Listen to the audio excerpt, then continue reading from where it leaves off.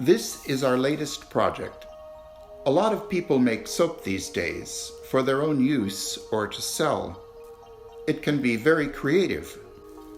Soap can be molded and colored to look like cupcakes, watermelon slices, or other foods, or can be made with swirls and other abstract designs.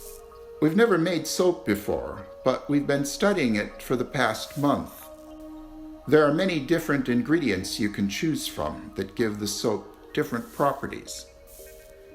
We made up our own recipe, which we hope will be very skin-friendly. Soap is created by a chemical reaction of fatty acids with lye. As everyone knows, water and oils don't mix, but soap molecules have the peculiar property that one side sticks to water while the other side sticks to oil.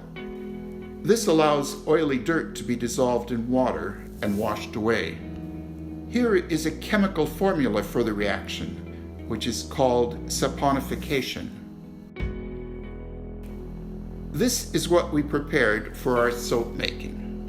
Safety equipment, gloves, goggles, face mask, and a plastic gown. A bottle of vinegar and a cloth to neutralize the lye if we spilled it or splashed it. An electronic scale to weigh the ingredients. Necessary containers and utensils. Distilled water and lye crystals. Oils and fats. The window fan is an important safety feature. Adding the lye crystals to water creates a lot of heat, which can give off caustic vapors. It's bad to breathe them, so the vapors need to be ventilated to the outside. We will use the stovetop for the second stage of the process. The molds we made ourselves from PVC pipes. The small inner pipe is needed to keep separate a small amount of uncolored soap to make a design. A stick blender is a must when mixing the lye into the oils. A pot of hot water will be used to heat the oils before mixing. Using the oven to cure the soap will force it to go through a gel phase. Soap can be made with or without gel phase. The only difference is that with gel, the soap becomes translucent, which makes the color more vibrant and the surface shiny. First, we add ice cubes made from distilled water. They help keep the water from getting so hot when adding the lye. Then we add liquid distilled water up to the total weight of water required for the recipe.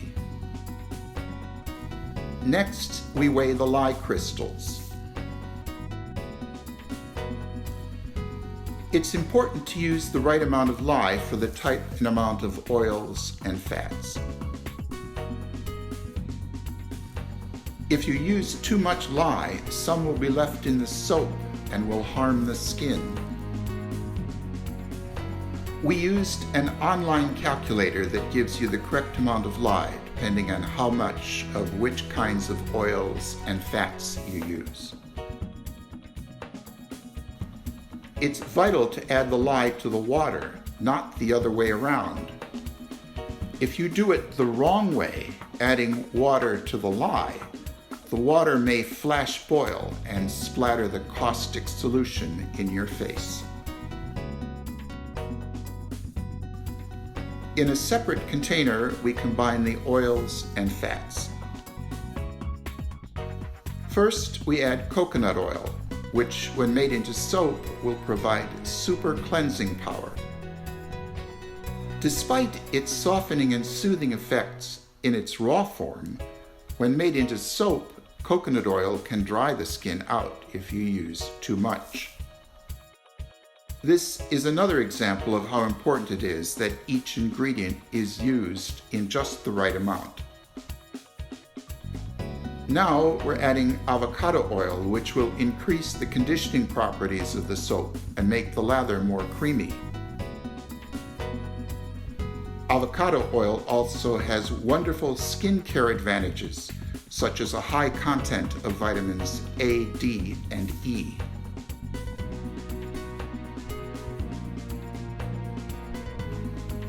We add castor oil to produce a stable lather that is dense and creamy. Olive oil helps to produce a moisturizing, creamy, rich lather. High in oleic acid, this oil will absorb into the skin and form a protective barrier against the elements. It also acts as a humectant, drawing moisture to the skin, and is said to help aid skin cell regeneration. We used about 1/3 olive oil in our recipe.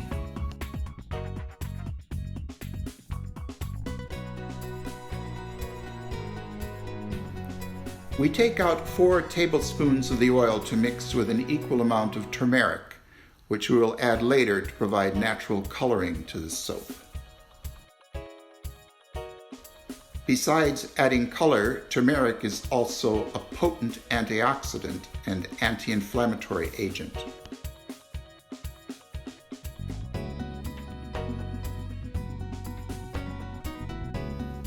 We are using only natural plant-based coloring and scent with our soap, nothing artificial. Colorings and scents are additives that will be mixed in with the soap after most of the saponification has taken place, so they won't react so much with the lye.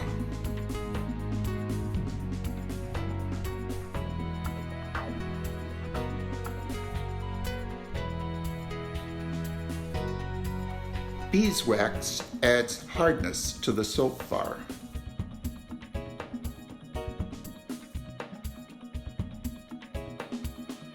We ordered 2 small sample sizes of beeswax, then weighed them and entered the weights in the calculation of our recipe.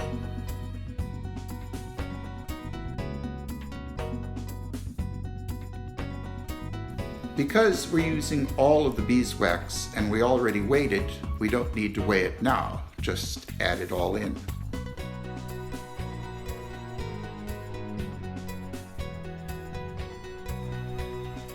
Mango butter contributes a small amount of firmness to the soap and is very beneficial to the skin. It naturally boosts collagen production, heals minor abrasions, reduces inflammation, and moisturizes dry skin. It is non-comedogenic, meaning it doesn't block pores. Like the beeswax, we weighed it in advance and we're adding the whole amount, so we don't need to weigh it now. Baobab oil is a strong moisturizer. It has anti-aging and anti-itching properties, and it doesn't clog pores. Once again, it's been pre-weighed, so we're adding the whole amount. The oils and the lye should each be about 105 degrees Fahrenheit when they are mixed together. Even though we used ice cubes, the lye is already hot because dissolving the lye crystals in water produces a lot of heat. If you don't use ice cubes, the temperature can go almost to boiling. But we do need to heat up the oils, which will also melt the beeswax and mango butter. We're aiming for 110 degrees Fahrenheit because it will cool down a little while we work on getting the lye to the right temperature.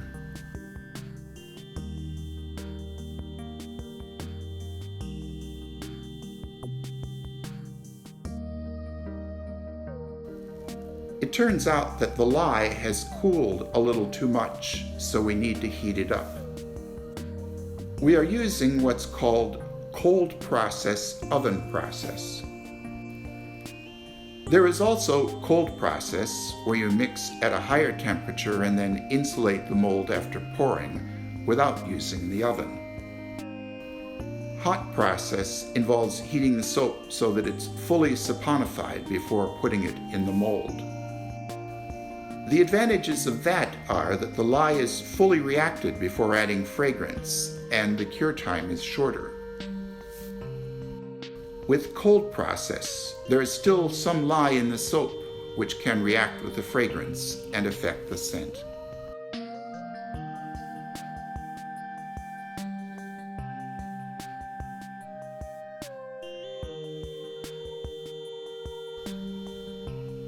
When we check the temperature of the oil, we're surprised to find that it is much too high. We must not have measured it accurately when we were heating it. The beeswax melted when we were heating it, and that should have been a tip-off. Finally, we're ready to make soap. Elena pours the lye into the oils while mixing with the stick blender.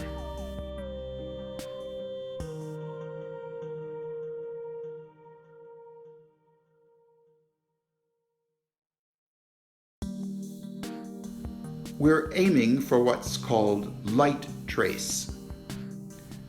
Trace is when you dribble the mixture from the blender and it sits on top of the liquid a little, making a bump or ridge instead of immediately sinking down into the liquid.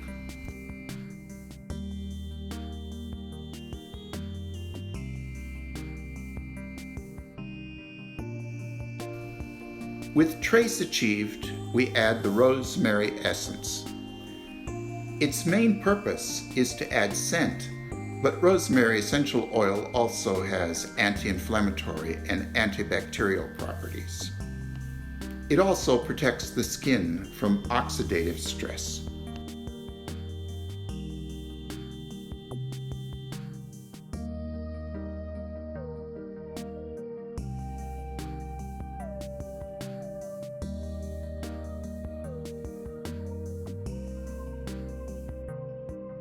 Here, we're mixing the turmeric with the soap.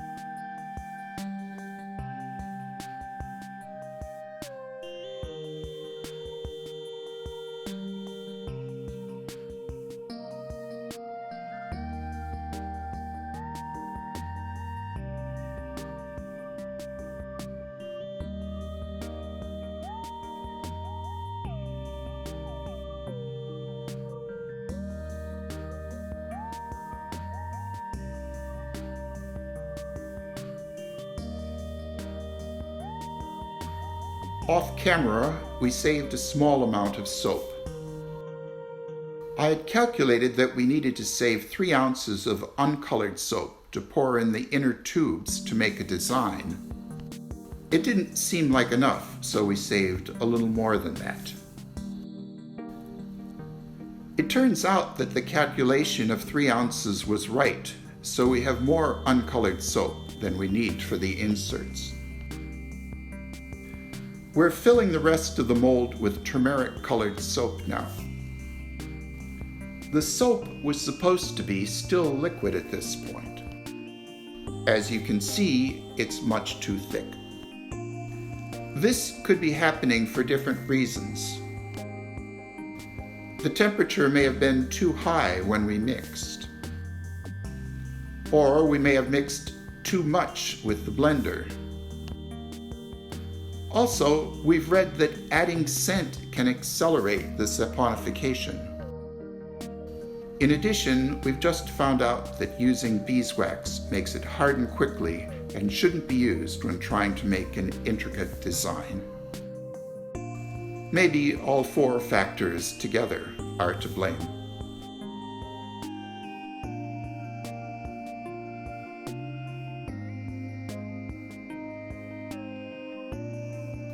Here, Elena shakes the molds to try to remove any air bubbles.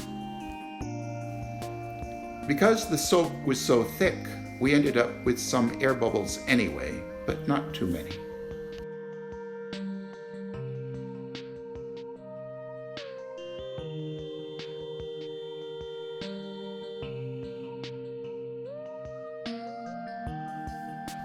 Now she carefully removes the small inner pipe.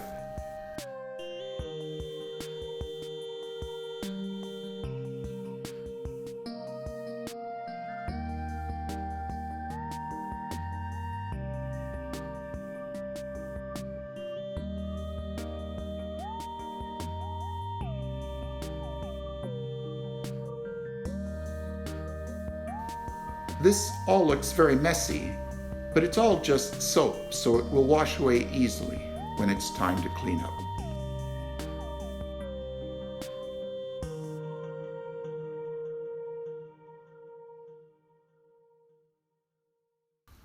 The plan was to use plastic chopsticks to swirl the white center into the colored part of the soap to create a design. Elena had spent a lot of time beforehand practicing to create a lotus flower design with a soupy flour and water mixture. The soap is much too thick, however, for her to do what she had planned. She is trying to get it to swirl as best she can, but it's a pretty hopeless endeavor.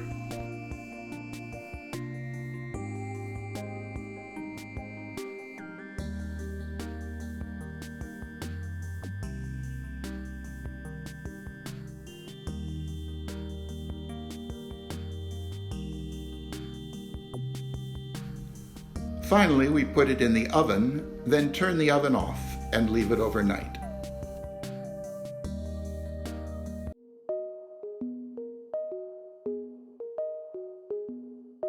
The molds are supported by a plastic screw cap that we attach to the wooden base, so we first unscrew them. A cardboard disc in the bottom of the mold holds the soap in the pipe.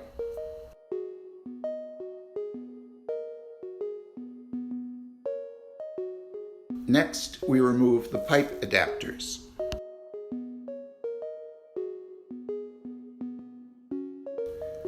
The lid from a can of Progresso soup fits perfectly inside the mold. We use the handle of a hammer to push the soap out. The top end of the soap is uneven, so we cut it off. We're not wasting any of the soap. Whatever doesn't end up in nice, neat bars, we're going to keep and use it anyway.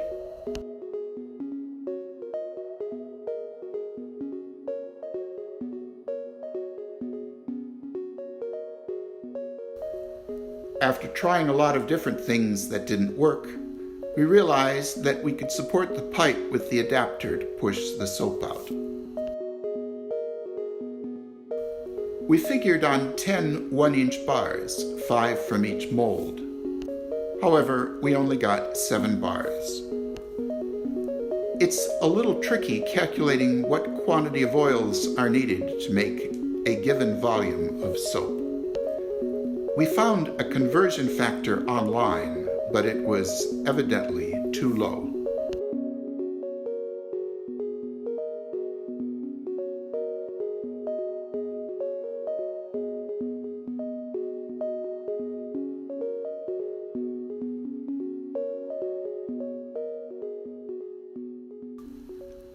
Here, Elena uses a vegetable peeler to trim the edges of our bars, then rubs them smooth with a wet sponge.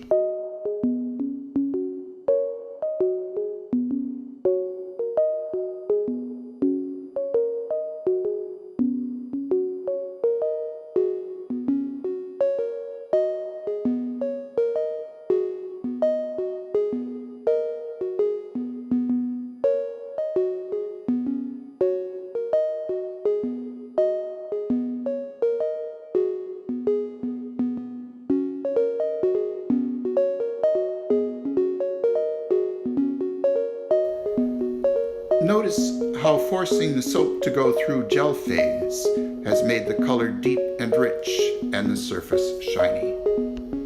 The The soap will need to cure for up to 6 weeks. During that time, the chemical reaction should continue, eventually using up any unreacted lye. Also, all the water should evaporate, making the soap harder. Given how the soap came out, we realized that we needed to adjust our marketing strategy. So we created a new ad.